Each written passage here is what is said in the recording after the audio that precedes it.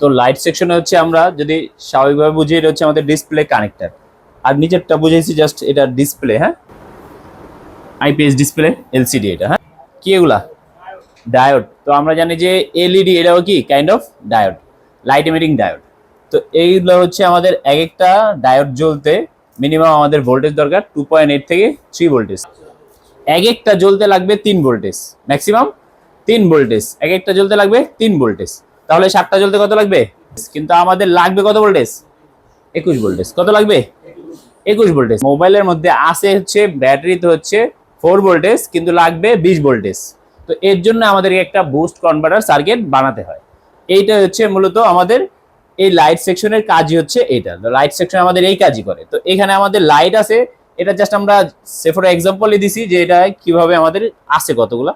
তো এখানে 7টা আছে 3 ভোল্টেজ। সিরিজে যখন আমরা কোনো পাস লাগাতে যাই সিরিজে, তখন সিরিজে পাস লাগাতে চাইলে হয় কি, আমাদের যত টোটাল যতগুলা কম্পোনেন্ট হবে ততগুলা কম্পোনেন্ট একসঙ্গে যোগ করলে যত ভোল্টেজ হবে তত ভোল্টেজ ইন করতে হবে। যদি আবার প্যারালালে দিতাম তাহলে এই ভোল্টেজে হয়ে যেত, কিন্তু এম্পিয়ার বেশি লাগতো। কি লাগতো? সিরিজে যদি দিতে চাই তাহলে ভোল্টেজ বেশি লাগে, এম্পিয়ার কম লাগে। আর যদি প্যারালালে দিয়ে দেই তাহলে ভোল্টেজ কম লাগবে, এম্পিয়ার বেশি লাগবে। যেমন এই 3 ভোল্টেজ একটা জ্বলে না, আমাদের কাছে 4 ভোল্টেজ আছে না, আমরা যদি প্যারালালে দিয়ে দিতাম, লাইক এইভাবে যদি আমরা দিতাম, এইখানে একটা, এইখানে একটা, এইখানে একটা, আর এদিক থেকে দিয়ে দিতাম, তাহলে আমাদের কিন্তু 4 ভোল্টেজই এনাফ।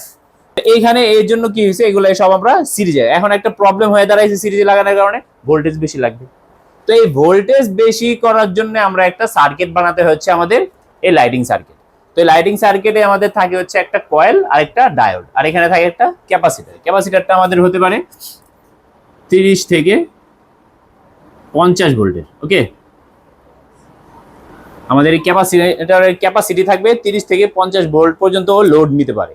তো এই 3টা কম্পোনেন্টই থাকে মূল কম্পোনেন্ট। এই কম্পোনেন্ট গুলো দিয়ে আমরা বুস্ট কনভার্টার বানাই। ওকে, লাগবে তো 20 ভোল্টেজ, কিন্তু আছে তো ভিপিএস। তো এইখানে আমাদের কি করতে হবে? ভোল্টেজ বাড়াতে হবে। তো ভোল্টেজ বাড়াতে এইখানে আমাদের কাজ শুরু, যে ভোল্টেজ কিভাবে বাড়বে। তো আমরা যদি এইখানে এইটাকে ভোল্টেজ বাড়ানোর জন্য মাঝখানে আসে একটা আইসি। কি আছে? একটা আইসি। আইসি কি কাজ করে?